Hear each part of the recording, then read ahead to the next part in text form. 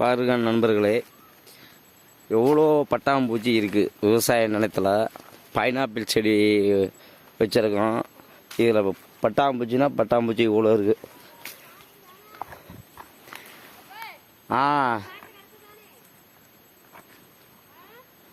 எப்படி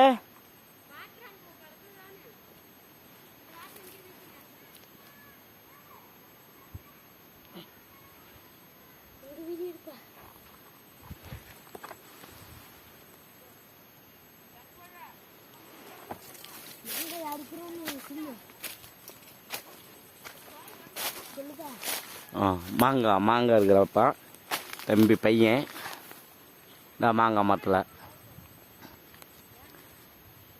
welcome to voice.